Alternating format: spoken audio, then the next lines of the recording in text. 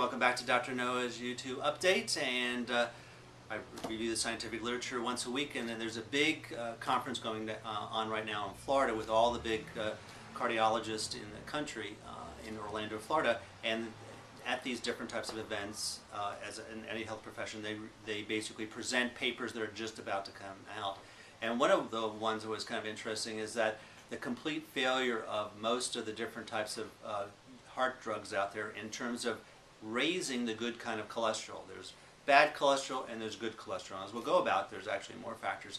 And they were just reviewing, there's been just a total disaster in terms of not finding a drug. Now, unfortunately, there are natural things, and of course, being drug doctors, they're not going to discuss that. So even though there's no drugs that go like that, here's a kind of a study that was done back almost 20 years ago showing that niacin, a B vitamin, was able to increase HDL by 32%.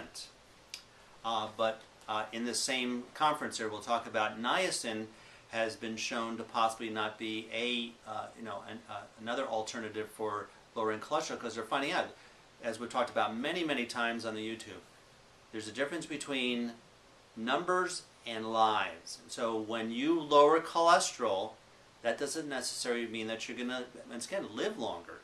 We know that 50% of people who die of a heart attack, quote, had normal cholesterol. So that's not a factor. And so I use this is kind of something I talk about, 14 dangers of heart disease.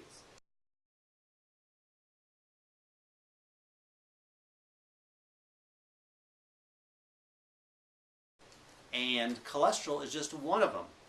You have also EPA, DHA. Those are the good kind of facts. There's a great study, which we've talked about on YouTube, but we can talk about again, where they compare statin drugs and fish oils. And not so much with reducing cholesterol, which statin drugs do reduce cholesterol more, but what people take it for is the real reason: mortality, death rate. And the fish oils were able to reduce the death rate by over 100% more than the statin drug. That's the bottom line. So when you go into your drug doctor and they throw out these tests and your cholesterol coming down, okay, that's only part of the story here. You're worried about whether or not you're going to die, and unfortunately they don't do that. The other risk factor, elevated C-reactive protein. Now these are other independent risk factors. That's why when in my program, as you're listening to here, is you have to look at it from a more total type approach. If you really want to stop heart disease, this is what you got to do. So you have to look at C-reactive protein. That has to do with inflammation. Excess LDL, that's pretty typical. Excess insulin, pretty typical. Low HDL, that's high glucose. Nitric oxide deficiency. Now that's something that's, once again, not usually discussed, not in a regular type of panel. There's other types of tests out like that.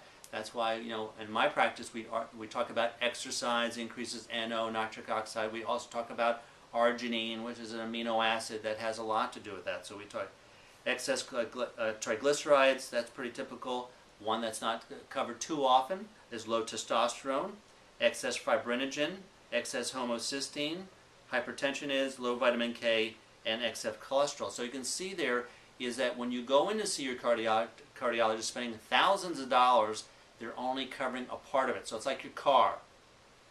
You need all four tires working. I don't care if you spend $3,000 per tire, if one of them is flat, that's going to cause a problem, or if that one's bald, that's the one that's going to blow out and destroy your car. Same as with cardiovascular disease. You have to have all 14 elements addressed, not just the basic ones that the drug doctor has like that. So in this conference there, so that was interesting that they were talking about HDL is not lowered with any drugs, is that niacin might not be effective. What they forgot was, in the same type of study which I have here, is that garlic was able to increase even more so than niacin, 31%. So there's lots of natural compounds out there, a lot of good type of things. Unfortunately, when you talk to the drug doctor, they only talk about drugs, and it's unfortunate that they don't read the real science of other things that kind of work there. So if you're concerned about heart disease, keep watching this particular YouTube, and we'll keep you healthy and happy. Thanks.